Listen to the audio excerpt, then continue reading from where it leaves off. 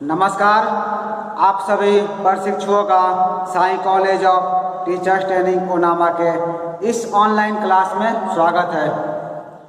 आज के वीडियो में हम बात करेंगे डीएलएड प्रथम वर्ष के पेपर कोड F11 के यूनिट 4 से। आप सभी को ज्ञात होगा F11 के यूनिट 4 में हमको समकालीन कला के बारे में पढ़ना है, यानी कंटेम्प्रेरी आर्ट के बारे में पढ़ना है। तो आज का हमारा टॉपिक ही है समकालीन कला, यानी कि इसे आप पढ़ सकते हैं कंटेम्प्रेरी आर्ट। आपके परीक्षा में प्रश्न भी पूछा जाता है कि समकालीन कला से आप क्या समझते हैं, समकालीन कला किसे कहते हैं, समकालीन कला क्या होता है, उदाहरण द्वारा बताइए। तो इस तरह के यदि प्रश्न आपको आते हैं कंटेम्प्रेरी आर्ट से, यानी कि समकालीन कला से, तो उसका उत्तर आप कैसे लिखेंगे, इसके बारे में हम आज के क्लास में चर्चा करने वाले हैं। आज के क्लास में बात करने वाले हैं। क्लास शुरू करने से पूर्व हम एक चीज आपको बताना चाहते हैं कि ये जो हम पढ़ेंगे कंटेम्प्रेरी आर्ट के बारे में। कई बार आपको जो है प्रश्न ऐसे भी पूछ दिया जाएगा, आपसे कहा जाएगा आप कंटेम्प्रेरी आर्टिस्ट के बारे में बताइए, यानी कि यहाँ पर तो आर्ट है लेकिन हमसे पूछा जाएगा आपसे आर्टिस्ट यानी कि कलाकार।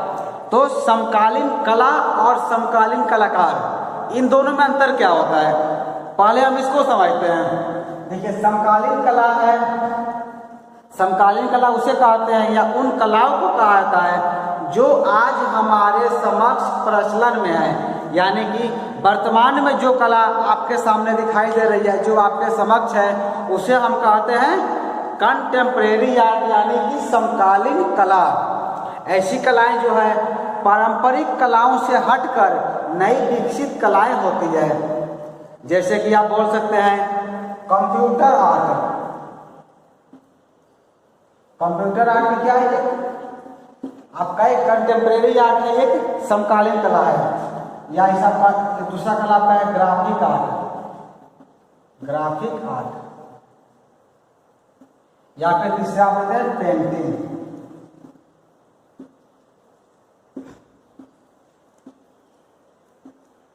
कंप्यूटर आर्ट, ग्राफिक आर्ट और पेंटिंग, ये सब क्या है, ये सभी आपके जो है समकालीन कला के अंतर्गत इन सब चीजों में ज्यादा काम आपका जो है कंप्यूटर आर्ट में किया जाता है। कंप्यूटर आर्ट में क्या होता है, कंप्यूटर के माध्यम से डिजिटल पेंटिंगें बनाई जाती है, वो सबको हम समकालीन कला के अंतर्गत रखते हैं। पेंटिंग में क्या होता है, चित्र में हम चित्र में जो हमारे जो विषय है, जो हमारे टॉपिक है, जो हमारे शीर्षक है, उसमें हम वर्तमान के विषयों को समाहित करते हैं। जो वर्तमान में हमारे समक्ष समस्याएं चल रही है, उन समस्याओं को हम पेंटिंगों के माध्यम से निरूपित करते हैं। जैसे वर्तमान में आपके समक्ष कोरोना जैसी वैश्विक महामारी चल रही है, तो इस पर हम पेंटिंग बनाएंगे। जो भी हमारे मजदूरों की व्यथा है, जो मजदूर बाहर से गांव की ओर आ रहे हैं, उनकी व्यथा को हम चित्रों के माध्यम से दिखाएंगे। तो हमारा होता है समकालीन कला, यानी कि कंटेम्प्रेरी आर्ट। समकालीन विषय पर, समकालीन टॉपिक पर आप चित्रों का निर्माण कर रहे हैं, चाहे वो चित्र आप कंप्यूटर आर्ट से बनाएं, या फिर ग्राफिक आर्ट से बनाएं, या फिर पेंटिंग से बनाएं। आप किसी भी माध्यम का प्रयोग कर सकते हैं, सभी को कहलाएगा आपका कंटेम्प्रेरी आर्ट, यानी कि समकालीन कला। ये तो आपका हो गया समकालीन कला। अब हम बात करते हैं समकालीन कलाकार के बारे में। आज समकालीन कलाकार, कंटेम्प्रेरी आर्टिस्ट किसे कहेंगे। आर्टिस्ट आप सभी जानते होंगे, एक पर्सन होता है, एक व्यक्ति होता है। तो जो ये कलाएं हैं, चाहे आपका कंप्यूटर आर्ट हो, ग्राफिक आर्ट हो, या फिर पेंटिंग हो, तो इन सभी कलाओं को जिस व्यक्ति के द्वारा बनाया जाता है, जिस व्यक्ति के द्वारा संपादित किया जाता है, उस व्यक्ति को हम लोग कहते हैं कंटेम्प्रेरी आर्टिस्ट, यानी कि समकालीन कलाकार उसे आप कह सकते हैं। आप समझ गए होंगे कंटेम्प्रेरी आर्ट किसे कहेंगे हम। कंटेम्प्रेरी आर्ट उसे कहेंगे जो आज के डेट में, आज के विषय वस्तु के अनुसार, आज की समस्याओं के अनुसार अपने चित्रों में जो स्थान दे, जो चित्रों को बनाए, उसे हम कहते हैं समकालीन कला। और उस कला को जिस व्यक्ति के द्वारा, जिस कलाकार के द्वारा बनाई जाती है, उस कलाकार को हम लोग कहते हैं समकालीन कलाकार। और जो पेंटिंग को कहेंगे समकालीन कला, और उस व्यक्ति को कहेंगे समकालीन कलाकार। इस वीडियो में केवल हम कंटेम्प्रेरी आर्ट के बारे में बात करेंगे। हम अगले वीडियो में जो भी वर्तमान के जो कंटेम्प्रेरी आर्टिस्ट हैं, जो आपके समकालीन कलाकार हैं, उनके बारे में भी हम चर्चा करेंगे। हमने पिछले वीडियो में यामिनी राय के बारे में आपसे बात किए थे। यामिनी राय भी एक कंटेम्प्रेरी आर्टिस्ट के सीरीज में आते हैं, वो वीडियो भी आप देख सकते हैं। और आगे भी हम कंटेम्प्रेरी आर्टिस्ट के ऊपर आप सभी के लिए वीडियो लेकर आएंगे। फिलहाल हम बात करते हैं समकालीन कला के बारे में। समकालीन कला को और अच्छे समझने का प्रयास करते हैं, जैसे कि हमने कहा चित्रकला, पेंटिंग। तो समकालीन कला को, चूंकि आप एक शिक्षक बन रहे हैं, आप विद्यालय में इसका प्रयोग करेंगे, तो विद्यालयों में इसका प्रयोग कैसे करेंगे, इसके बारे में थोड़ा सा और हम विस्तार से जानते हैं। अब आप हेडिंग देंगे पेंटिंग, यानी कि चित्रकला। इतना करने के बाद, लिखने के बाद आपको हेडिंग देना है चित्रकला, यानी कि पेंटिंग। उसमें आपको लिखना है समकालीन चित्रकला की विषय वस्तु क्या होती है? सामाजिक जीवन, लोकप्रिय पर्व, परंपराएं, रीति रिवाज इत्यादि होते हैं। जैसे कि मैंने पहले बताया था, जो भी इसके विषय होते हैं वो क्या होते हैं? आपके सामाजिक जीवन से संबंधित होते हैं। कोई लोकप्रिय त्यौहार हो सकता है, आपकी जो परंपरा है, जो रीति रिवाज है, उन सभी चीज़ों को हम कंटेम्प्रेरी आर्ट के अंदर रखते हैं। सामान्यतः जो है, जब हम पेंटिंग की बात करते हैं, चित्रकला की बात करते हैं, तो आप सभी को पता होगा चित्र बनाने के लिए, चित्र की रचना करने के लिए किन किन चीज़ों की आवश्यकता पड़ती है। आप कहेंगे पेपर चाहिए, पेंसिल चाहिए, चारकोल चाहिए, पेस्टल रंग चाहिए, स्केच पेन चाहिए, रंगीन चौक चाहिए, कलम, स्याही, ब्रश, बहुत सारी सामग्रियाँ हैं। उन सब का प्रयोग करके हम चित्रों की रचना करते हैं। तो आप लिख सकते हैं, इसमें सामग्री में लिखने की बारी आएगी तो आप लिखेंगे paper, chart paper, pencil, charcoal, sketch pen, कलम, स्याही, ब्रश। इन सभी चीज़ों क्या होती है? आवश्यकता पड़ती है। और इन क्रियाओं के आयोजन से क्या होता है? छात्रों के सर्वांगीण विकास की जो है प्राप्ति भी होती है, प्राप्ति में भी मदद मिलती है। जब हम इन सब चीज़ों को अपने पढ़ाई में शामिल करते हैं, अपने अध्ययन में शामिल करते हैं, तो जो आपके छात्र हैं उन सभी के अंदर सर्वांगीण विकास होता है। उनके अंदर एक विकास की जो है सीमा जागृत होती है। वो सब चीज़ों को आसानी से सीखने लगते हैं, क्योंकि कहा भी गया है, यदि आप चित्र के माध्यम से, चित्रकला के माध्यम से, पेंटिंग के माध्यम से बच्चों को पढ़ाते हैं तो उनके अंदर सर्वांगीण विकास होता है। हर तरह से उनके अंदर एक मानसिक विकास होता है, हर चीज़ों को आसानी से वो सीख पाते हैं। हम यहाँ आगे जानेंगे, कुछ बिंदुओं पर बात करेंगे। वो बिंदु कौन कौन है जो कि आपके छात्रों के लिए महत्वपूर्ण है, वो आप लिख सकते हैं। आपको हेडिंग देना है कि निम्न बिंदुओं के द्वारा हम छात्रों के सर्वांगीण विकास के बारे में चर्चा करेंगे, या निम्न बिंदु जो महत्वपूर्ण है एक छात्र के लिए, एक विद्यार्थी के लिए। वो महत्वपूर्ण बिंदु में आप लिखेंगे पहले नंबर पर, नंबर 1 देना है। और नंबर 1 में आपको लिखना है कि इनके द्वारा छात्रों को अनेक नवीन क्रियाकलापों का ज्ञान होता है। उनमें बौद्धिक क्षमता के साथ साथ उनकी जिज्ञासा भी शांत होती है। जब हम पेंटिंग के माध्यम से कंटेम्प्रेरी आर्ट को बनाते हैं, समकालीन कला को बनाते हैं, तो क्या होता है? बच्चों के अंदर नवीन क्रियाकलापों का ज्ञान होता है। नवीन क्रियाकलापों का ज्ञान कैसे होगा? मान लीजिए कि आप तो अपने बच्चों को कोरोना दिए, कोरोना अभी जो वर्तमान चल रहा है, आप बच्चों को कहें कि आप कोरोना जैसी वैश्विक महामारी पर आपको चित्र की रचना करनी है, तो आपके छात्र क्या करेंगे? इस विषय पर, कोरोना पर रिसर्च करेंगे। वो अपनी सोच के अनुसार, अपनी जिज्ञासा के अनुसार, जितने उनकी बौद्धिक क्षमता होगी उसके अनुसार वो चित्रों का निर्माण करेंगे। आप देखेंगे बहुत से बच्चों के द्वारा इससे कैसे बचे, इसके बचाव का तरीका क्या है, इन सब चीज़ों को बनाएंगे वो।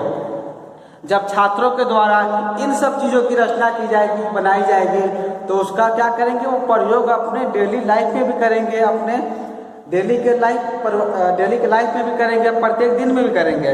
यानी कि जो चीज़ों की रचना करेंगे वो उसका वो पालन भी करेंगे। तो हम यहाँ देख सकते हैं कि उनमें क्या होता है? ऐसी क्रियाकलापों से, ऐसी एक्टिविटी से उनके अंदर बौद्धिक क्षमता का विकास तो होता ही है, और साथ ही साथ उनकी जिज्ञासा भी शांत होती है। जो भी इसके प्रति उनके मन में जिज्ञासा होगी वो उसके प्रति आपसे प्रश्न करेंगे, आप उनका आंसर देंगे तो उनके मन में जिज्ञासा की भी शांति होगी और सब विषय के बारे में वो आसानी से भी समझ जाएंगे। इसके बाद आप लिखेंगे, यानी कि दूसरे नंबर पॉइंट में आपको लिखना है, आप लिखेंगे नंबर 2। दूसरे में आप लिखेंगे कि छात्रों को अपनी योग्यता विकसित करने एवं प्रदर्शित करने के लिए अनेक अवसर जो हैं प्राप्त होंगे। यानी कि जब आप उन्हें चित्र के माध्यम से, पेंटिंग के माध्यम से, कंटेम्प्रेरी आर्ट के विषय, समकालीन विषय पर चित्रों की रचना कराएंगे तो जो उनकी योग्यता है उस योग्यता को प्रदर्शित कर पाएंगे, वैसी योग्यता को प्रदर्शित करने का उन्हें मौका मिल पाएगा, जो कि आपके कला समय की शिक्षा यानी कि F11 में जो हमको आर्ट इंटीग्रेटेड एजुकेशन में पढ़ना है उसके लक्ष्य की भी प्राप्ति हो जाएगी। इसके बाद आपको तीसरे नंबर में लिखना है, तीसरे पॉइंट में आप लिखेंगे कि कक्षा के सामान्य कार्यों के साथ इन क्रियाओं का यदि तालमेल बैठाया जाए तो छात्र अधिक उत्साह एवं रुचिपूर्ण ढंग से कार्य करने के लिए प्रेरित होंगे।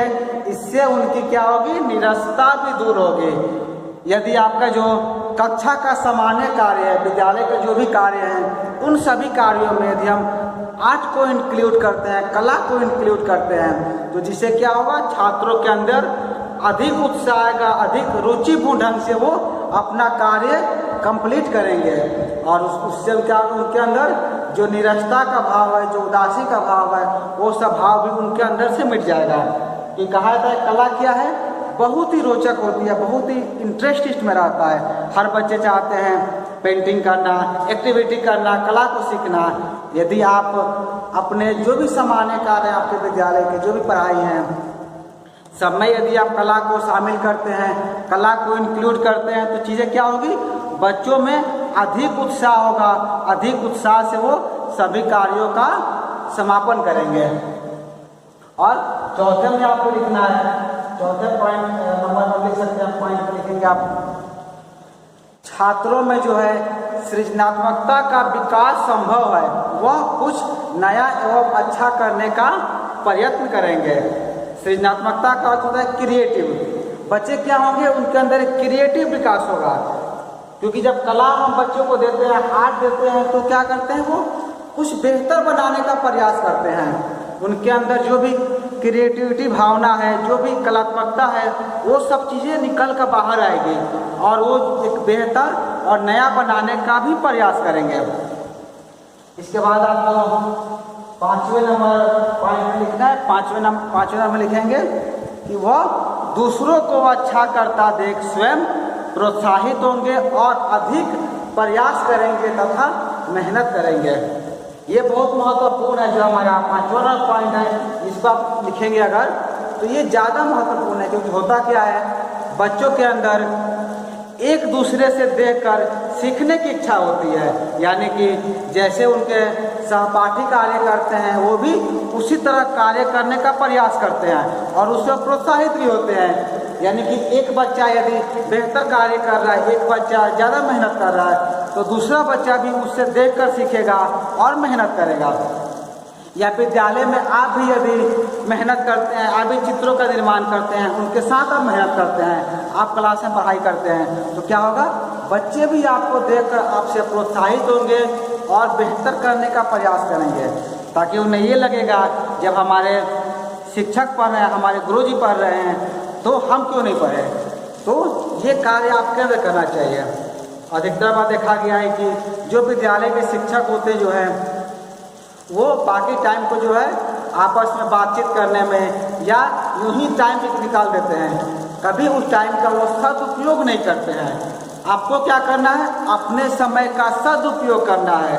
सदुपयोग कैसे करेंगे आप, अपने बाकी टाइम बचे जो आपके क्लास में जो समय आपको बच जाता है, उस समय का प्रयोग आप करेंगे कला के निर्माण में, कलाकृतियों के निर्माण में, या फिर पढ़ने में करेंगे। जब आप अपने समय का सदुपयोग करेंगे तो आपको देखकर आपके बच्चे भी प्रोत्साहित होंगे और वो भी अधिक मेहनत करेंगे और कुछ बनने का वो प्रयास करेंगे।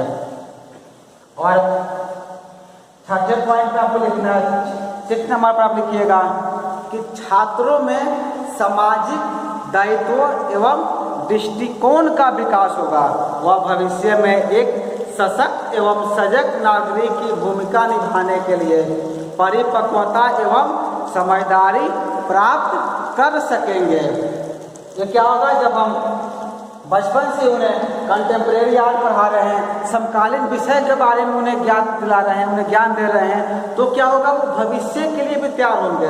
भविष्य के लिए वो एक सजग नागरिक की भूमिका निभाने के लिए उनकी अपनी जिम्मेदारी क्या है, उन जिम्मेदारी से वो वाकिफ होंगे।